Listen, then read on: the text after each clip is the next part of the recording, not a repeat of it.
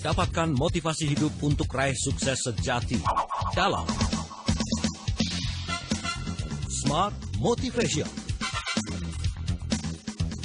Smart Motivation bersama Eloy Zaluku, the one and only theocentric motivator, sales training, expert and performance consultant. Selamat mengikuti. Selamat pagi Indonesia, semangat pagi Smart Listeners dan juga sahabat Sonora, apa kabar Anda? Saya Alina Mahamel hadir kembali di awal pekan ini. Hari Senin, tanggal 21 September 2015. Wih, September udah tanggal 21 aja, kayaknya kemarin barusan September ceria ya. Tapi tentu saja mudah-mudahan masih September ceria dan juga Senin ceria, karena kita bersama dalam Smart Motivation, bukan motivasi biasa, bersama saya Alina Mahamel. Dan tentu saja, the one and only theocentric motivator kita, sales training expert and leadership coach dari Capstone Consulting, ada Pak Eloy Zaluku. Selamat pagi bro. Selamat pagi Mbak Alina. Apa kabar? Luar biasa. Luar biasa selalu ya Pak Eloy ya. Terus menginspirasi setiap Senin pagi untuk Smart Listeners untuk mengawali awal pekan. Yes. Gitu ya. Oke Pak Eloy. Ya. Sudah banyak sekali ya topik yang kita bahas dalam Smart Motivation ini ya. Nggak akan ada habisnya. Nggak akan ada habisnya. Jadi... Kan bicara soal motivasi itu, kayaknya kita kemarin udah semangat sih, tapi harus terus diingetin gitu ya. Dan karena ini bukan motivasi biasa. Benar. Ini adalah theocentric motivation. Betul, gitu ya. betul banget. Dan kita ada berbicara mengenai personal mastery. Banget, itu udah. namanya self leadership. Kita ada berbicara mengenai interpersonal mastery, di mana kita berbicara tentang bagaimana kita berkomunikasi, bagaimana memang hubungan dengan orang lain, bagaimana kita bersinergi, atau dalam konteks leadership kita sebut sebagai team leadership. Dan kita banyak berbicara juga mengenai leadership mastery. Dan Mbak Alina, kita menyapa seluruh pendengar kita ya, Smart FM dan sahabat Sonora di seluruh Indonesia. Seluruh semuanya disapa ya. Seluruh Indonesia. Oke, selamat pagi buat Anda semua yang bergabung bersama kami pagi ini, tidak hanya lewat Smart FM Networks, tapi juga jaringan radio Sonora di seluruh Indonesia. Nah, pagi ini kita akan balik lagi ke leadership, soal leadership ya, Pak Eloy ya. Karena banyak sekali leadership ini yang menjadi poin-poin penting yang penting banget buat kita nih Smart Listeners. Gak cuma buat leader di perusahaan, leader di tim, leader di mana gitu ya. Tapi diri kita ini adalah seorang leader juga gitu ya, bagi keluarga kita dan juga bagi diri kita. Nah, bagaimana sih membangun budaya kepemimpinan? By the way, sekarang hari ini warna kostumnya bagus sekali. Ungu ya. Unju. Biar terlihat unju-unju. Very good. Aduh, Pak Eloy. Dan sahabat Sonora, Smart Listeners, kita juga berharap semua berada dalam keadaan baik dan sehat selalu. Dan minggu lalu Mbak Lina, kita bicara tentang stop procrastination.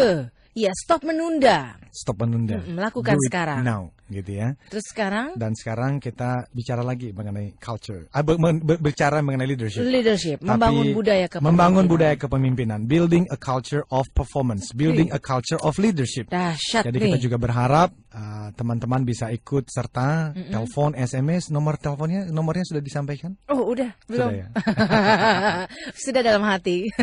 Boleh disampaikan lagi Mbak Lina, kita akan berikan 021398 CD hari ini. 3888 ya. Ada CD buat Anda ya. Kita berikan satu CD dah. Satu CD. Di dalamnya ada 6 sebetulnya. Ini paket. Paket ya. Iya. Pokoknya dalam satu itu semuanya komplit ya, Pak Eloy ya. Yep. Jadi silakan ada telepon ataupun SMS atau WhatsApp kami di 0812 11 12 959. Oke, itu tadi nomor yang bisa digunakan untuk interaksi ya, Pak Eloy ya. Kita ke pengantar dulu deh, mengenai membangun budaya kepemimpinan. Yep. Building a culture of leadership. Ini kayaknya serius banget bagus ya, Pak sekali, Eloy ya. Bagus ya. Jadi Mbak Lina pada tahun 1999. Kenapa itu? Saya masih SMA itu Pak Eloy. Masa? Nggak percaya. SMP kali. Tahun 99 ketika saya masih kuliah di Melbourne, Mbak Lina, saya itu membaca buku yang membuat saya jatuh cinta. Buku apakah itu? Membuat saya jatuh cinta pada bidang kepemimpinan. Dan buku itu ditulis oleh orang yang sangat terkenal di dalam leadership. Dan saya sangat menghargai beliau karena dia membaktikan seluruh hidupnya untuk topik-topik, tema-tema, dan dia menuliskan 80 buku. Namanya adalah John C. Maxwell, Dr. John C. Maxwell, dan buku yang mengubahkan saya itu judulnya adalah The 21 Irrevocable Laws of Leadership. Jadi ada 21 hukum kepemimpinan.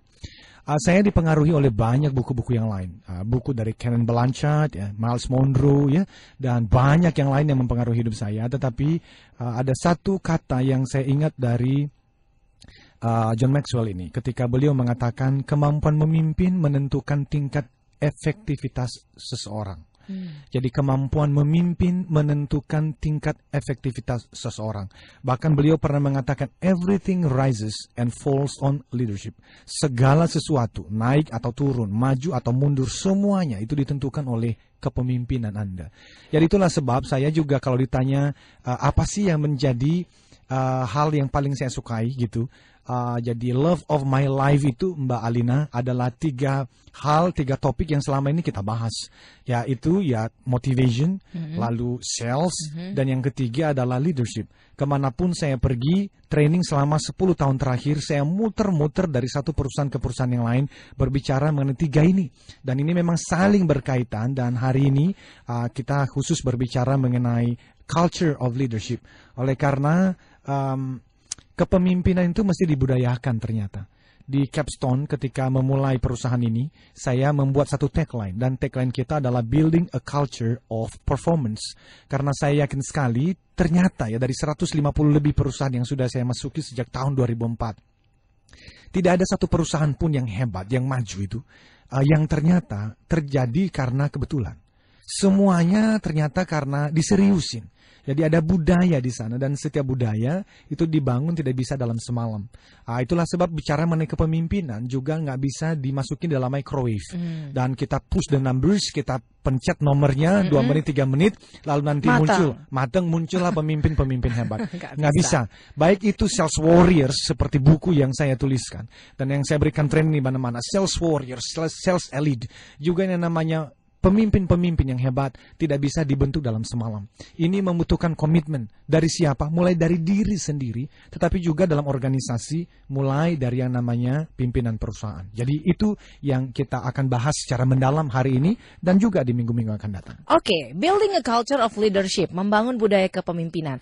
Karena pemimpin tidak bisa dilahirkan hanya dalam satu malam, kata Pak Eloy. Yes. Tidak dilahirkan hanya segera kita memencet microwave, kemudian makanan sudah selesai dan bisa disantap. Tidak bisa seperti itu. Tapi ini lahir dari proses, lahir dari kebiasaan ya. Dan kita akan bicarakan proses apa yang mesti kita jalankan. Oke, kita masih akan lanjutkan bahasan mengenai ini. Smart Listeners dan juga Pak Sonora, silakan manfaatkan line interaksi kami sekali lagi di 021 398 33888 dan di 0812 11 12 959. Kembali Anda simak dalam Smart Motivation bersama Eloy Zaluku. Smart Motivation.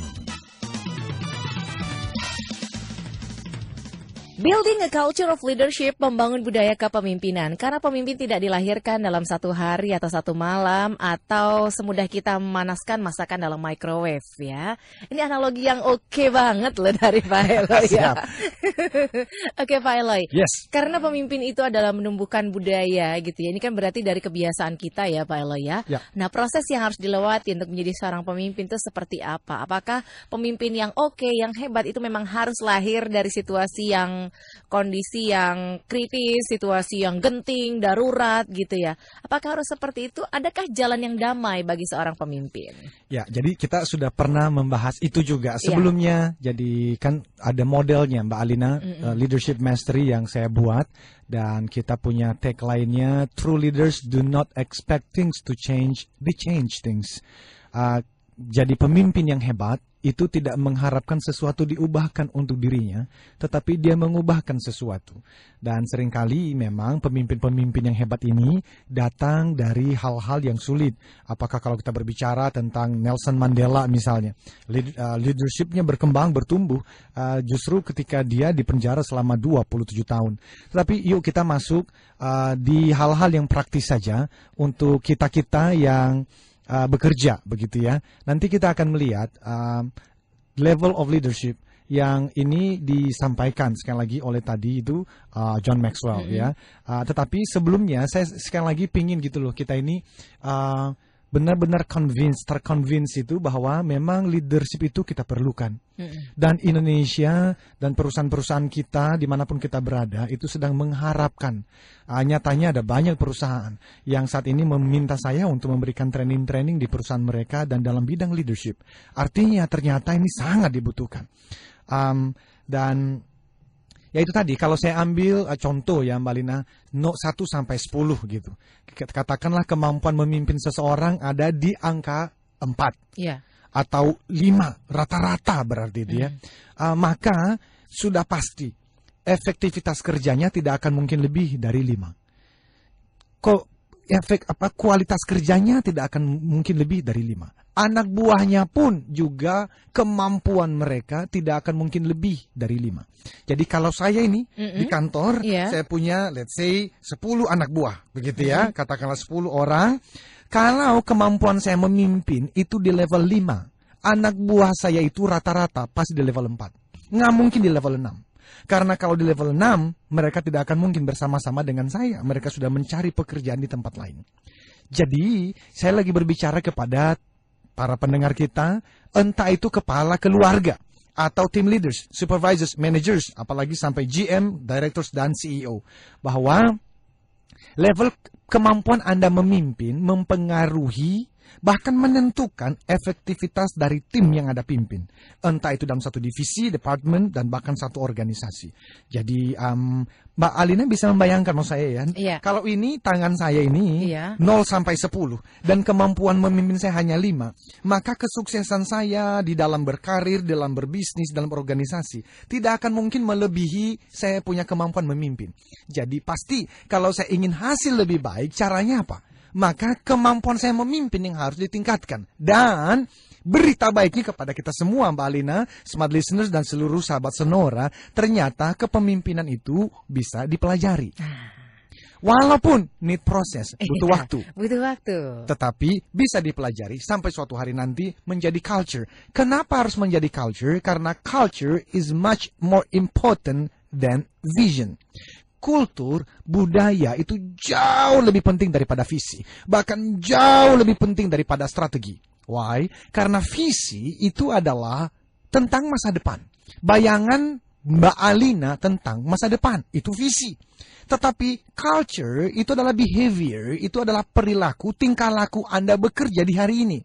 Dan cara Anda bekerja, cara perilaku Anda bekerja, etos kerja Anda, budaya kerja Anda di hari ini menentukan hasil yang Anda dapatkan di hari ini. Jadi culture is more important than vision. Itulah sebab kenapa kultur yang namanya budaya kepemimpinan itu mesti dimulai di dalam satu perusahaan. Khususnya, kenapa saya mengangkat ini? Khususnya di tengah-tengah persaingan yang semakin menggila dan ekonomi yang seringkali tidak berpihak kepada industri-industri tertentu, sudah waktunya untuk kita membenahi internal kita, menumbuhkan pemimpin-pemimpin yang hebat. Oke, jadi culture itu adalah operasionalnya sehari-hari gitu ya untuk mencapai gambaran di masa depan yang terwujud dalam jadi culture vision. Itu adalah perilaku. Perilaku kita. Ya. Oke, Pak Eloy. Yes. Kita ke penelpon ya. Wow. Yang sudah menantikan kita pagi ini dari Pak Puji. Selamat pagi, Pak.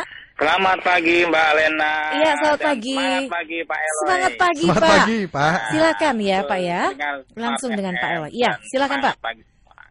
Untuk membangun budaya kepemimpinan ini emang sangat-sangat kompleks. Harus bekerja sama antara atasan dan bawahan. Dan untuk itu maka yang pertama yang saya maksud yaitu mungkin adalah sifat jujur. Dalam artian jujur ini jujur pada diri sendiri untuk mau berkembang atau tidak, atau mau maju atau tidak kita sama buah sebagai selaku sumber daya manusianya. Yang kedua yaitu memberikan contoh dari seorang pemimpin kepada anak buahnya dan berimbas pada menciptakan situasi kerja yang harmonis. Iya. Yang ketiga juga memberikan motivasi untuk anak buah untuk tampil dan membuktikan kemampuan masing-masing. Dan juga yang keempat meningkatkan sumber daya manusia itu sendiri dengan pelatihan-pelatihan ataupun dengan cara meningkatkan pendidikan di level atas itu. Gitu. Baik. Terima kasih. Terima kasih Pak Eloy. untuk sharingnya Pak Puji di Jakarta. Silakan komentar dan tanggapannya Pak Eloy. Bagus sekali Pak Puji, dan di dalam model kepemimpinan, training-training kepemimpinan yang kami berikan di berbagai perusahaan itu ada 5 Pak, dan ini masuk di dalam apa yang Bapak sampaikan. Dimulai daripada purpose, karena kami percaya bahwa leadership itu muncul ketika seseorang menemukan reasons of existence-nya. Gitu ya. Tetapi yang kedua, purpose itu nanti hubungannya dengan visi ya. Yang kedua adalah karakter. Tadi Bapak berbicara mengenai kejujuran. Tetapi kalau seseorang sudah menemukan purpose, visi, lalu dia punya karakter yang baik, itu mesti didukung dengan competencies. Nah, competencies banyak sekali. Kita berbicara misalnya planning and execution, bagaimana dia merencanakan dan mengeksekusi. Kita berbicara mengenai problem solving, kita berbicara mengenai innovation, di dalamnya ada di sana. Tetapi yang keempat, itu kami mengajarkan mengenai servant leadership. Oleh karena kalau seseorang punya yang namanya karakter yang baik, dia punya visi, dia punya kompetensi, seringkali tanpa sadar banyak dari manajer-manajer, pimpinan-pimpinan, bahkan direktur CEO ini yang awalnya itu berjuang untuk visi bersama, ternyata berjuang untuk ambisi pribadi. Jadi mereka mesti diingatin bahwa leadership is about servant leadership, bahwa kepemimpinan itu adalah melayani. Dan yang terakhir, bicara mengenai reproduction, bicara mengenai legacy, bagaimana dia mempersiapkan orang-orang ya. Bagaimana dia bisa mempersiapkan orang-orang hebat di dalam perusahaan. Jadi persis Pak. Namun Mbak Alina, saya ingin membahas hari ini lebih kepada hal-hal yang sangat lebih praktis ya.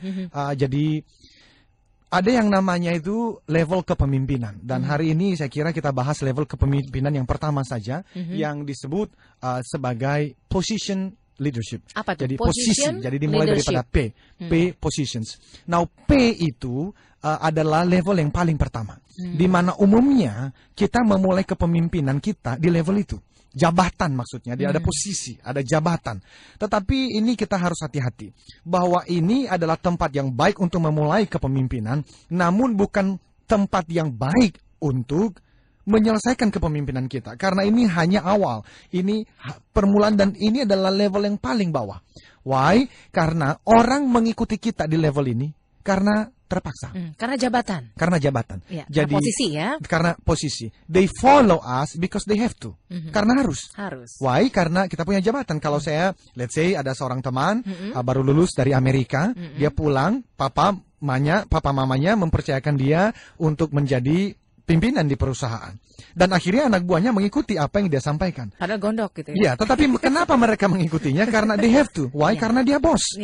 Tetapi tidak bisa terus-menerus mempertahankan gaya ini. Why? Karena ya tadi itu. Orang datang ke tempat kerja karena terpaksa saja. Kenapa terpaksa? Karena they need the job. Mereka membutuhkan pekerjaan, mereka membutuhkan uang. Dan nanti kita bisa lihat orang-orang yang datang ke pekerjaan ini sebetulnya mereka hanya memberikan sedikit dari kemampuan mereka. Ya, silakan. Ada telepon lagi? Kita break dulu ya, nanti kita lanjutkan kembali. Kita bicara soal level kepemimpinan. Kita ada di level yang mana sih? Dan kalau misalnya kita ingin menumbuhkan budaya kepemimpinan itu, dari mana kita memulainya? Kita masih akan membahas mengenai building a culture of leadership. Silakan Anda smart listeners dan juga sahabat Sonora yang bergabung bersama kami pagi ini, manfaatkan line telepon kami di 021 398 33888 dan juga SMS atau WhatsApp di 0812 11 12 959. Smart Motivation akan segera kembali setelah jeda komersial berikut ini. Kembali Anda simak dalam Smart Motivation bersama Eloy Zaluku. Smart Motivation. Smart Motivation masih bersama dengan Eloy Zaluku, the one and only theocentric motivator, self-training expert, and leadership coach dari Capstone Consulting. Dan saya Alina Mahamel masih terus menemani Pak Eloy pagi ini. Mengenai building a culture of leadership. Kalau bicara soal level kepemimpinan, level yang paling dasar adalah position leadership gitu ya. Ini karena jabatan ya Pak Eloy ya. Nah mungkin orang berpikir dengan jabatan sebagai seorang pemimpin, kepala, atau di mana gitu ya, udah berpikir bahwa sudahlah saya sudah punya follower dan saya bisa menentukan gaya kepemimpinan apa yang paling pas gitu ya. Tapi sementara mungkin bagi orang-orang di bawahnya ini pemimpin yang nggak ideal buat saya gitu, nggak cocok atau tidak terlalu baik. Nah, sebenarnya bagaimana sih cara menumbuhkan kepemimpinan dalam diri setiap orang? Prosesnya dimulai dari mana? Dan posisi setelah position leadership itu level yang seperti apa, Pak Eloy? Silahkan. Sebelum kita naik ke posisi nomor 2, kita bahas dulu mengenai posisi yang pertama. Boleh, posisi di atas atau di bawah? Dua-duanya ya, pemimpin, baik orang yang dipimpin juga maupun pemimpinnya ya. Silakan Pak Eloy. Nah, jadi smart listeners dan sahabat Sonora, pada umumnya kepemimpinan dimulai dari sisi yang awal ini ya, posisi atau jabatan. Ya. Dan di sini orang mengikuti Anda karena keharusan. Anda diikuti karena posisi atau jabatan itu. Tidak ada yang salah Mbak Alina dengan ini, namun jangan tinggal di sini terlalu lama. Karena ini adalah level paling bawah, paling awal. Tetapi yang menjadi kesalahan besar adalah kalau seorang manager, department head, berpikir bahwa posisi atau jabatan yang saya miliki itu otomatis menjadikan saya sebagai seorang pemimpin. Nggak begitu. Karena ya tadi itu sekali lagi, kalau saya bahkan punya anak buah 10 orang, bisa jadi ada anak buah saya yang masih menganggap saya di posisi satu ini. Mereka mengikuti apa yang saya sampaikan. Misalnya di tim kami ada Mas Yonatan, itu baru bergabung dengan kami sekitar 1 bulan, baru 1 bulan terakhir. Kemungkinan besar dia mengikuti apa yang saya sampaikan karena saya sebagai atasannya. Tetapi ada teman-teman yang lain yang sudah di level 2, sudah di level 3, tergantung bagaimana saya memimpin mereka selama ini. Nah, yang saya mau sampaikan adalah karena kalau kita bertahan terlalu lama di posisi ini, ya tadi itu orang mengikuti karena mereka harus, mereka merasa mereka mengikuti karena tidak punya pilihan lain. Semata karena mereka merasa butuh pekerjaan untuk mendapatkan gaji, dan bisa dibayangkan Mbak Alina, pastilah orang-orang ini kualitas kerjanya di bawah rata-rata. Oke, sampai di poin atau titik mana seorang position leader harus bergerak ke level leader yang berikutnya, Pak Eloy? Ya, dia harus sadar dulu pertama-tama bahwa Anda tidak boleh terus bertahan di tempat ini. Dan biasanya gini loh, orang, gue udah tahu, saya udah tahu. Enggak, saya bertemu dengan banyak teman-teman di luar sana yang ternyata mereka belum betul-betul terconvince bahwa saya mesti naik tingkat. Karena kenapa saya mesti membahas dulu ini? Karena untuk naik tingkat itu butuh perjuangan, butuh komitmen, butuh keseriusan. Dan saya belum melakukan survei, namun saya berani mengatakan di semua manajer di seluruh Indonesia, 9 dari 10 di antara manajer masih berada di posisi yang pertama ini. Position leader. Position leader. Karena jabatan ya. Itulah sebab kenapa kita itu hasil kerjanya akhirnya di bawah rata-rata. Karena sekali lagi, you attract. Anda itu menarik orang sama seperti Anda. Jadi kalau Anda di posisi 4 dari 10 kemampuan memimpin, anak buah Anda nggak mungkin di atas 4. Pasti di bawah 4. Jadi saya mau menyampaikan dulu karena gini loh, ketika Mbak Alina mengikuti seorang pemimpin dan Mbak Alina melakukannya karena terpaksa, karena tidak punya pilihan lain, maka Mbak Alina sebagai seorang anak buah itu pasti punya pertanyaan di dalam diri. Ini otomatis secara psikologis.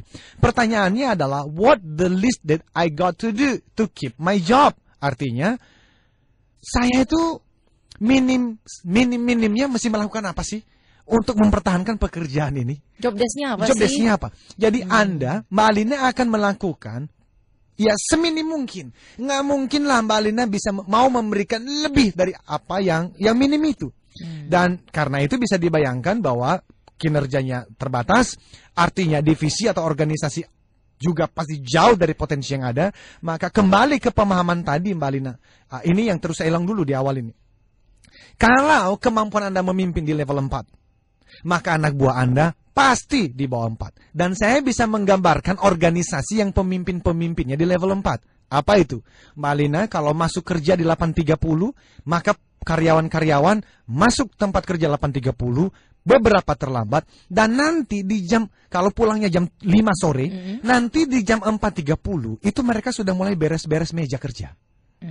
Tango. Kenapa mereka beres-beres? Begitu tango. Kenapa mereka beres-beres meja kerja? Karena jam 5 adalah jam yang paling penting yang mereka tunggu selama 1 hari. Nanti jam 4.45 mereka pastikan mereka ke toilet dulu. Karena sudah mau pergi nih. Nanti jam 4.50 mereka kembali ke tempat kerja, bukan untuk bekerja. Tetapi sekali lagi mereka duduk mempersiapkan, berpikir nanti setelah ini saya kemana. Lalu jam 4.55 mereka mulai melihat jam. Lalu sepatu sudah siap-siap. Dan jam 5 teng mereka keluar, mereka pergi, mereka pulang. Nah nanti kita sebagai manajer waktu melihat anak buah saya kemana semua, udah pada pergi. Kenapa? Karena memang mereka ke tempat kerja hanya melakukan seminim mungkin. Selama mereka masih bisa mempertahankan pekerjaan itu. Dan bisa dibayangkan Mbak Lina, tidak ada satu divisi, tidak ada satu organisasi atau satu bangsa yang bisa mendapatkan hasil terbaik kalau anak buahnya, kalau tim kerjanya, itu mentalitas kerjanya langsung seperti ini. Dan kalau saya dipanggil untuk memberikan motivasi, saya akan berbicara kepada anak buah ini. Hei, Anda kalau begini terus, pastilah hasil pekerjaanmu biasa saja dan Anda akan mati sebagai orang biasa saja. Ayo berkembang. Tetapi saat ini saya mau berbicara bukan kepada anak buah. Saya mau berbicara kepada level team leader, supervisors, managers and above.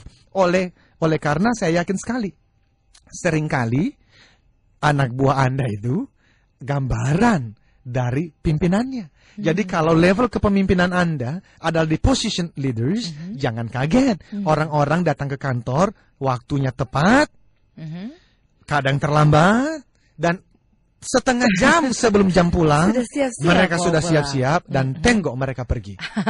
Oke, berarti anak buah itu cerminan dari pemimpinnya ya Pak Eloy ya? Kalimat yang bagus. Anak buah adalah cerminan dari pemimpinnya. Jadi memang start from the leader ya? Quote yang bagus sekali. Oke, Pak Eloy, Yes. kalau semuanya tergantung daripada leadernya seperti apa, Ya. kembali ke pertanyaan saya tadi. Ya. Jadi pada poin atau titik seperti apa seorang leadernya harus meningkatkan dari sekedar position leader ke level berikutnya, Pak Eloy? The sooner, the better. Iya. Lebih cepat, lebih baik. baik. Tetapi Iya. mindset yang pertama dulu saya ulang. Bahwa position leaders itu adalah awal di mana kita memulai. This is good, this is okay. Tapi jangan berhenti di sana. Jadi kapan kita akan naik tingkat? Iya. Di tingkat yang kedua namanya adalah relationship. Relationship leader. Permission leaders kata John Maxwell. Di mana di situ bukan lagi rights. Kalau tadi itu kan yang pertama itu position leaders, saya punya hak, Yeah. saya punya right, saya punya posisi, saya punya jabatan. Kalau kita naik, itu kita naik di namanya adalah permission leader. Bahwa anak buah kita itu memberikan kita izin, memberikan kita kesempatan untuk memimpin mereka. Why? Di situ kata kuncinya bukan rights tapi relationship. Simon Sinek ini adalah juga seorang pemikir leadership yang sekarang saya sukain. Dia bahkan pernah mengatakan kalimat yang bagus. Leadership is about relationship. Kepemimpinan itu berbicara mengenai hubungan dengan orang lain. Nah, kalau kita punya anak buah, maka biasanya mereka bertanya 3 pertanyaan yang sangat penting. Dan kita hanya bisa naik tingkat kalau kita bisa mengatakan ya pada 3 pertanyaan ini. Pertanyaan yang pertama adalah, do you care for me? Apakah Anda peduli pada saya? Jadi anak buah itu sebetulnya Bertanya kepada pemimpinnya seperti itu. Do you care? Karena siapa sih Mbak Lina yang mau mengikuti seorang pemimpin yang hanya memikirkan dirinya sendiri dan nggak peduli timnya seperti apa? Timnya orang nggak. Kalau saya tidak bisa menjawab ya pada pertanyaan itu, maka saya akan selamanya ada di position leaders. Jadi pertanyaan yang pertama adalah, do you care for me? Mbak Alina akan bertanya, do you care for me kepada atasan? Saya punya anak namanya Kinon dan Kathleen. Kalau saya tidak bisa menunjukkan bahwa saya peduli pada mereka pun, saya sebagai ayah, mereka itu mengikuti saya hanya karena takut, hanya karena terpaksa. Hanya karena position leader. Karena ya? karena saya sebagai seorang ayah. Iya. Di rumah saya punya pembantu pun hanya akan bisa mengikuti apa yang saya lakukan karena terpaksa, karena saya adalah majikannya. Tapi kalau saya bisa membuktikan bahwa I care for you, maka saya itu sudah mulai naik ke tingkat yang kedua. Yang namanya adalah relationship leadership. Nah, pertanyaan bicara mengenai care, Mbak, ini berbicara mengenai waktu juga. Saya nggak bisa ngomong sama Mbak Lina, I care for you, kalau saya nggak bisa memberikan waktu bersamamu. Dan inilah yang seringkali para pemimpin-pemimpin itu karena alasan sibuknya setengah mati, nggak punya waktu lagi kepada anak buahnya karena terlalu sibuk. Nah, ya itulah kenapa akhirnya seorang manajer itu nggak punya gini loh. Kalau mau naik tingkat, Anda mesti memberikan waktu untuk anak buah Anda. Ada waktu buat anak buah, You ada have waktu to. buat tim gitu ya. Karena Pak Elo kalau ya. tidak, Anda akan selalu di level bawah. Apalagi kalau sudah masuk kepada pertanyaan yang kedua. Iya. Pertanyaan yang kedua adalah, can you help me? Bisakah kamu menolong saya? Itu adalah pertanyaan semua anak buah kita. Dan termasuk masyarakat kita kepada Pak Joko Widodo sebagai presiden sebetulnya. Do you care for me? Can you help us? Dan yang kedua, can you help me? Ini sekarang ekonomi saya lagi begini. Mana ayo pemerintah bisa melakukan apa? Gitu loh. Kalau bisa menjawab yang pertama dan yang kedua, kita sudah naik tingkat. Automatically. Jadi, kalau tadi yang pertama, do you care? Itu compassion. Itu adalah hati yang mau membantu. Hati, ini melawan natur manusia berdosa kita. Karena banyak orang mengejar posisi bukan untuk karena peduli. Tapi karena apa? Untuk menggunakan kesempatan sementara. Dan itulah tadi saya mengatakan. Banyak orang, termasuk di institusi-institusi juga pemerintah. Bahkan mungkin anggota dewan kita. Yang dia muncul di sana bukan karena care kok. Makanya saya pernah mengatakan kan, Indonesia sudah tidak membutuhkan lagi politisi. Indonesia membutuhkan leaders, pemimpin-pemimpin. Kenapa? Karena politician cares about the next election. Leaders cares about people. Politisi kepeduliannya apa? Pemilu yang akan datang. Pemimpin kepeduliannya apa? Manusia. They care for people. Nah, jadi Mbak Alina, kalau kita mau naik tingkat, maka memang mesti kita punya interpersonal skills yang baik. Makanya di dalam Success Triangle Principles yang saya bangun, mulai dari yang namanya self-leadership. Self-leadership, kita bekerja baik-baik, ada sikap yang baik, pikiran yang baik, goal setting, kita bekerja baik-baik, kita punya endurance. Lama-lama nanti pimpinan perusahaan memberikan kita kesempatan menjadi tim leader. Tapi setelah jadi tim leader, kalau Anda terus-menerus hanya memikirkan diri sendiri, Anda akan hadir di sana selamanya dan anak buah Anda hanya bekerja karena terpaksa. Oke, baik. 2 pertanyaan sudah Pak Elo jelaskan ya, Yes. soal leadership, relationship leaders. Yes. Gitu ya. Do you care? Do you care Kemudian, for me? Can you help me? Can you help me? Masih ada satu lagi. Oke, the last question ya. Nanti ya, Oke. dijelaskan ya Pak Elo ya. Kita masih punya satu segmen lagi. Siap. Dalam building a culture of leadership, membangun budaya kepemimpinan. Kita juga masih akan menjawab Ya. komentar, tanggapan, serta pertanyaan dari Ya. Smart Listeners dan juga sahabat Sonora yang sudah dikirimkan lewat SMS dan juga WhatsApp ya Pak Elo ya. Ya. Tapi sebelumnya kita akan jeda dulu untuk beberapa informasi komersial berikut ini. Kembali Anda simak dalam Smart Motivation bersama Eloy Zaluku. Smart Motivation. Building a culture of leadership. Kita ada di level pemimpin yang mana sih? Baru satu level yang tadi dijelaskan oleh Pak Elo ya, yakni position leader. Yes. Dan mungkin sebagian besar dari kita berada pada posisi ini, Yes. belum naik ke level berikutnya. Karena ada 3 pertanyaan yang harus dijawab oleh seorang pemimpin untuk naik ke level relationship leaders. Ya. Nah, sebelum dilanjutkan Pak Eloy, ternyata juga ada berapa level sih Pak Eloy sebelum dilanjutkan nih? Totalnya ada 5. Totalnya ada 5. Ya, Baru 2 yang dijelasin ya. Kita tidak membahasnya sekaligus hari Aha. ini ya. Kita masih ada waktu ya. Masih banyak. Saya masih usia 38 tahun. Siap. Saya kira di sini saya akan sekitar ya mungkin 30 tahun. Oh. 68 tahun masih lama. Siap. Jadi sabar saja. Oke, sabar, baik. ya. Kalau gitu saya ke SMS dulu Oh, ya, silakan, Pak Elo silakan. ya.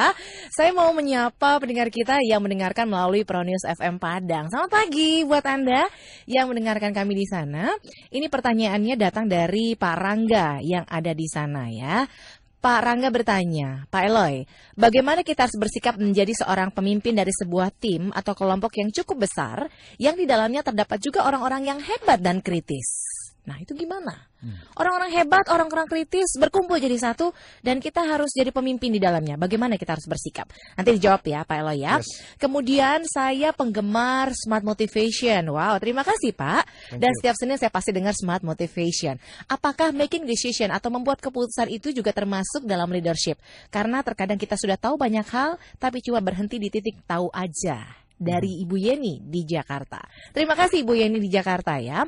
Kepemimpinan itu berhasil jika kita bisa mempengaruhi orang lain atau tim member untuk melakukan pekerjaan atas target yang sudah ditetapkan. Dari Pak Seprin Saragih yang mendengarkan kita di Batam. Terima kasih Pak untuk WhatsApp-nya ya. Lalu ada Dimas di Jakarta. Pak Eloy, bagaimana cara meningkatkan kepemimpinan Apa ada hubungannya dengan topik yang kita bahas dalam Smart Motivation minggu lalu, yakni dengan penundaan? Nah, ada nggak kaitannya Pak Eloy? Mau itu dulu? Boleh. Nanti dilanjutkan? Silakan Pak Eloy. Jadi Pak Rangga terima kasih, Bu Yeni terima kasih, dan Bapak Ibu yang lain juga terima kasih.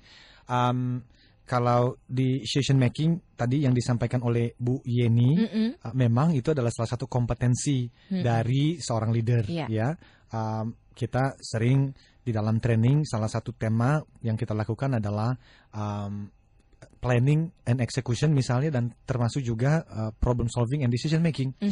Seringkali kita punya banyak informasi, tetapi kita tidak mengambil keputusan apa-apa. Jadi pasti Bu Yeni, decision making, mengambil keputusan adalah yang harus dilakukan oleh seorang pemimpin. Ya, coba tadi kalau Pak Rangga dari Padang, tadi tentang apa ya? Saya banyak. Pak Rangga di Padang tadi bertanya, sebentar saya bacakan kembali ya. Dicatat dong bro. Bagaimana kita harus bersikap ketika menjadi seorang pemimpin di mana kelompok ini terdapat orang-orang hebat dan juga kritis, dan kita jadi pemimpin dalamnya. Bagaimana kita harus bersikap? Iya, bagus sekali. Ini orang-orang keren semua nih. Kita jadi pemimpin ya Pak Eloy. Sebetulnya ini adalah semacam satu keberuntungan besar. Keberuntungan ya? Ya, karena Anda punya anggota tim yang hebat-hebat, itu memaksa Pak Rangga, memaksa diri Anda untuk mau tidak mau mesti belajar, ya, mesti bertumbuh, meningkatkan diri. Dari apa? Ya tadi itu, kalau dari 1 sampai 10, kalau saat ini kemampuan memimpinnya di level 4, itu mesti belajar naik 5, naik ke 6. Supaya apa? Supaya orang-orang yang hebat tadi itu merasa pantas menjadi anak buah Anda, dan Anda pantas menjadi pemimpin. Dan sebetulnya sekritis apa, sehebat apapun dia, pertanyaannya tidak akan lari dari 3 pertanyaan tadi. Yang pertama, do you care for me? Peduli nggak sih? Jadi kalau saya sebagai anak buah Pak Rangga, saya akan bertanya itu. Sebetulnya peduli nggak sih?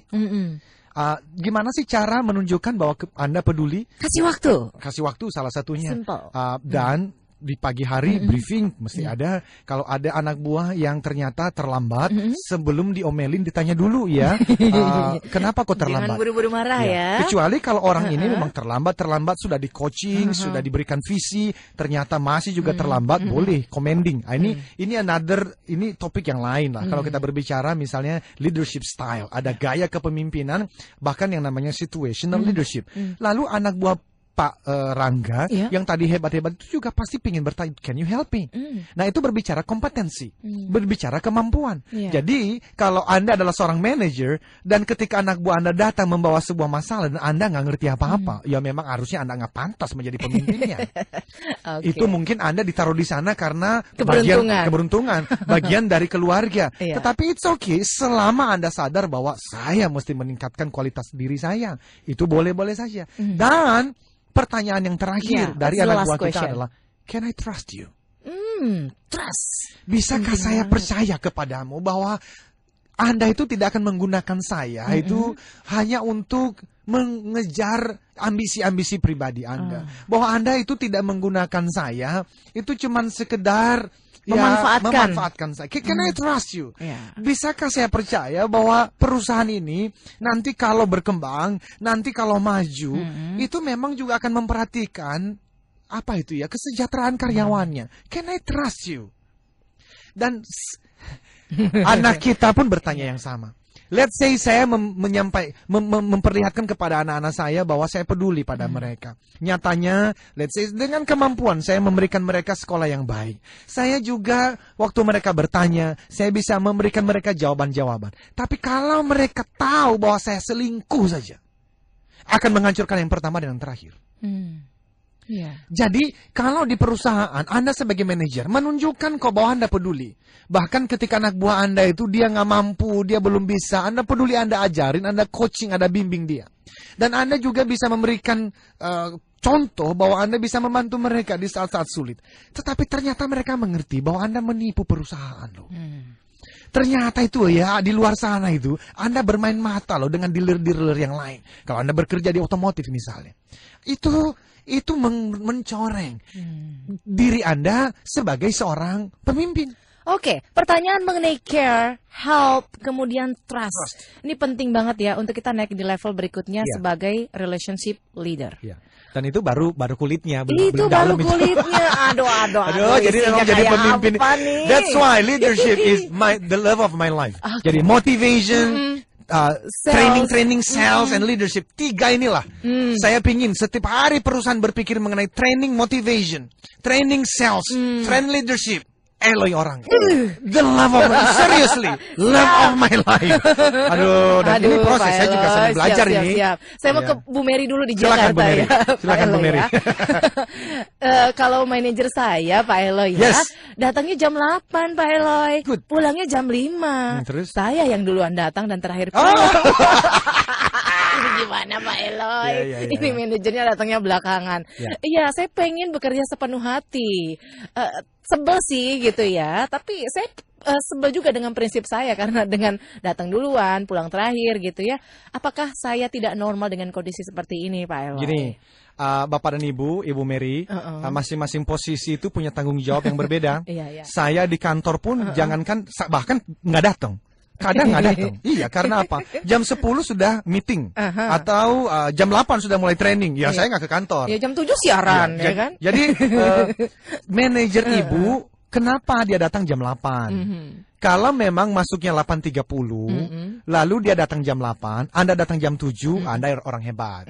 Gitu ya. Jadi kadang-kadang juga kan harus mempersiapkan sesuatu di luar kantor. Ya. Lalu dia pulang jam 5, kenapa dia pulang jam 5? Dulu saya pernah punya juga teman, dia pulang tenggo jam 5, karena dia sudah diberikan izin oleh perusahaan untuk ikut ngambil S2-nya di sore hari gitu. Jadi saya tidak tahu alasannya. Tapi kalau memang manajer Anda itu melakukan itu karena memang dia tidak enjoy dengan pekerjaannya, atau mungkin dia punya pekerjaan di luar kantor, well, kalau dia mendengarkan talk show ini ya semoga dia berubah dan bertobat. Kalau tidak, dia itu akan selalu hadir dan ada sebagai manajer, tapi di level yang paling bawah, position leaders. Lalu sikap Bu Mary dan juga mungkin smart listener yang juga punya pengalaman yang sama seperti Bu Mary, apa yang harus dilakukan? Karena yang pertama adalah biarkan saja. Atau menegur atau bagaimana? Yang pasti ini kan nanti talk show ini kan semua ada di website saya, eloyzaluhu.com, gitu ya. Lalu download atau linknya kirimkan ke manajer Anda supaya dia dengerin. Iya. Itu sindiran ya. Tapi kalau ternyata juga masih nggak berubah juga, ya udah Bu Mary, lakukan saja yang terbaik. Ada harinya nanti Tuhan akan membuka jalan di mana Bu Mary bisa menjadi anak buah dari manajer yang lebih baik. Bahkan suatu hari Bu Mary akan menjadi pimpinan dari manajer yang tidak mau bertumbuh ini. Oke. Karena Bu Mary mau bertumbuh dan mau terus belajar. Exactly, gitu ya? Karena leadership itu kan sebetulnya dimulai daripada self leadership, memimpin diri sendiri. Kalau Bu Mary meneruskan saja kualitas kerja seperti ini, harinya akan tiba kok Tuhan akan memberikan Anda kemungkinan dan posisi di mana Anda bisa memimpin lebih banyak orang, termasuk memimpin ya manajer ini. Baik. Tapi paling cocok memang dengerin talk show-nya terus kasih linknya ke manajer Anda itu ya. Saya setuju dengan itu Pak Eloy. Oke Pak Eloy, sudah mau habis waktunya gitu ya. Sebelum saya umumkan siapa yang beruntung mendapatkan CD Life Success Triangle dari Pak Eloy pagi ini, apa singkat saja poin penting dari Building a Culture of Leadership pagi ini? Poin pentingnya, singkat Pak Eloy. Everything rises and falls on leadership. Segala sesuatu itu bergantung kepada kepemimpinan. Dan kalau kepemimpinan Anda sebagai manajer ada di level 4, tidak mungkinlah Anda berharap punya anak buah level 5. Karena itu, berita baiknya, Anda dan saya bisa belajar dari level 4 ke level 5, 6, 7, dan seterusnya. Karena kalau semakin tinggi kemampuan memimpinnya, itu juga memberikan dampak untuk organisasi dan bahkan Indonesia yang lebih baik. Oke, kita masih bisa cek level kepemimpinan kita ada di level yang mana. Tentu saja kita tidak terbatas pagi ini saja membahas. Betul. Masih panjang 30 tahun lagi loh kita ngebahasnya ya. Oke Pak Eloy, kita lanjut lagi minggu depan ya, insya Allah ya. Dalam Smart Motivation, dan sebelum benar-benar diakhiri, saya akan umumkan seperti janji kita tadi di awal. Yang beruntung pagi ini adalah Pak Seprin Saragi dari Batam dan juga Pak Rangga yang ada di Padang. Ya. Oke, selamat untuk Bapak berdua. Kami akan konfirmasi Anda untuk pengiriman CD langsung ke alamat Anda masing-masing. Kita akhiri Smart Motivation pagi ini. Saya Alina Mahamel. Saya Eloy katakan, yes I can. Keep the smile, be the 10Xers. Telah Anda ikuti Smart Motivation bersama Eloy Zaluku, the one and only Theocentric Motivator, Sales Training, Expert, and Performance Consultant. Terima kasih dan sampai jumpa.